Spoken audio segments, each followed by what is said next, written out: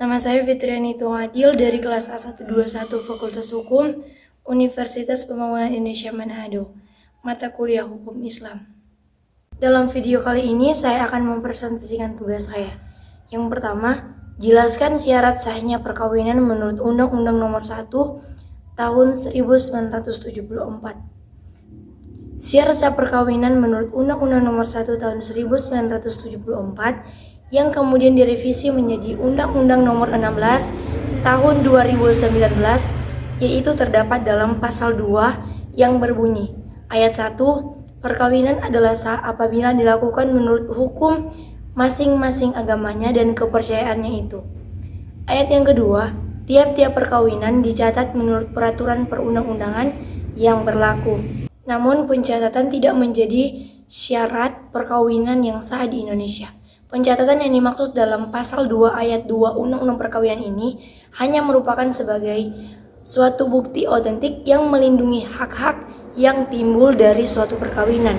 Maka dari itu, walaupun pencatatan bukan merupakan syarat yang sah, perkawinan yang tidak dicatat dapat membawa konsekuensi terhadap akibat-akibat hukum yang muncul dari suatu perkawinan. Yang kedua, sebutkan dan jelaskan rukun Islam. Rukun Islam terdiri atas 5, yaitu yang pertama, menyebutkan 2 kalimat syahadat. 2 kalimat syahadat diucapkan oleh seorang muslim sebagai bukti keyakinannya dalam memeluk agama Islam dan ikhlas dalam menjalani syariat yang diwajibkan. Lafaz 2 kalimat syahadat adalah asyhadu an la ilaha illallah wa asyhadu anna muhammadar rasulullah, yang artinya saya bersaksi tiada Tuhan yang berhak disembah selain Allah dan saya bersaksi bahwa Nabi Muhammad adalah utusan Allah. Dengan melafazkan 2 kalimat syahadat tersebut, seseorang meyakini bahwa Allah Ta'ala adalah satu-satunya Tuhan yang berhak dan wajib disembah, serta Nabi Muhammad SAW adalah utusannya. Selanjutnya yang kedua yaitu adalah sholat. Sholat wajib dikerjakan sesuai waktu yang telah ditetapkan, mulai sholat subuh yang dibatasi sampai terbitnya matahari hingga sholat isya pada malam hari. Yang ketiga yaitu adalah puasa. Puasa artinya adalah menahan diri dari makan, minum, hubungan suami istri, dan segala hal yang membatalkannya yang dimulai dari terbitnya fajar sampai terbenamnya matahari. Di antara hikmah puasa pada hakikatnya adalah melatih diri kita untuk melawan segala hawa nafsu seperti makan berlebihan, amarah, dan syahwat. Selanjutnya yang keempat adalah zakat. Zakat dalam Islam ada 2 macam, yaitu zakat fitrah atau makanan pokok dan zakat mal, harta yang mencapai nisab dan haul. Zakat fitrah dibayarkan selama bulan Ramadan dan sebelum memasuki hari raya Idul Fitri. Sedangkan zakat mal dibayarkan 1 kali dalam 1 tahun, yaitu dari harta, kekayaan, pendapatan yang disimpan selama 1 tahun dan memenuhi nisab setara dengan 85 gram emas. Zakat ini sangat bermanfaat dalam membantu orang yang kurang mampu, yang beruntung sehingga mereka dapat terbantu dalam memenuhi kehidupannya. Dan yang terakhir yaitu adalah haji. Menunaikan ibadah haji ke tanah suci dilakukan setiap bulan haji atau disebut dengan bulan Zulhijjah. Ibadah haji merupakan kewajiban umat muslim apabila ia mampu dari segi fisik dan biaya. Ibadah haji wajib bagi orang yang mampu karena perjalanan ke tanah suci membutuhkan banyak persiapan yang memerlukan biaya serta membutuhkan kesiapan fisik dan juga kesiapan batin bagi yang akan menjalankannya. Soal yang ketiga yaitu sebutkan dan jelaskan syarat sahnya perceraian dalam Islam. Jadi syarat sahnya perceraian dalam Islam antara lain yang pertama adanya ucapan talak dari suami kepada istri. Dalam Islam, proses perceraian dimulai dengan tahap-tahap penyatukan talak. Talak merupakan hal yang hanya dapat dilakukan oleh suami atau pihak laki-laki.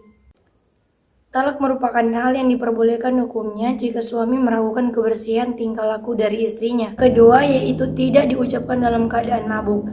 Pada dasarnya, orang mabuk tidak berada di dalam tingkat kesadarannya, karena semua ucapan yang dia ucapkan tidak memiliki kekuatan apakah benar-benar ingin diucapkan atau sekedar bualan saja.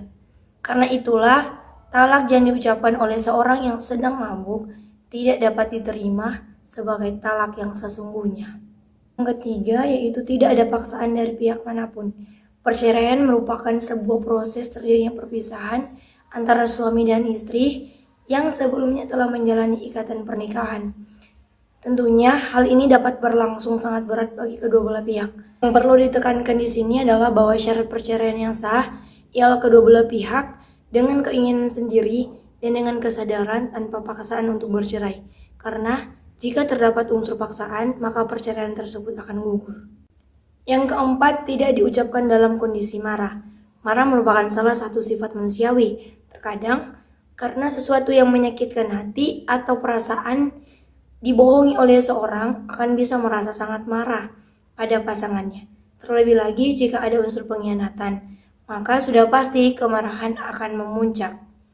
Namun, jika seorang suami mengucapkan talak dalam keadaan marah, maka talak tersebut tidak akan berlaku. Dan syarat yang terakhir ialah merupakan keputusan yang diambil oleh kedua belah pihak. Syarat perceraian dalam Islam yang sah berikutnya ialah keputusan perpisahan tersebut diambil oleh kedua belah pihak tanpa ada campur tangan dari pihak yang lain. Itulah presentasi singkat dari saya. Terima kasih sudah mendengarkan. Hai semuanya, kalian baru tamat dari SMA atau SMK? Bingung mau nyari tempat kuliah di mana? Kalau teman-teman masih bingung, saya ingin merekomendasikan salah satu kampus, yaitu Universitas Pembangunan Indonesia yang berada di Manado.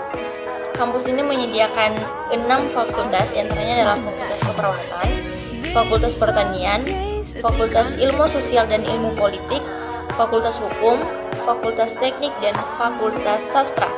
Bagi calon mahasiswa yang tertarik masuk di Universitas Pembangunan Indonesia Manado, silakan cek informasi mahasiswa baru di laman PMB di bawah ini.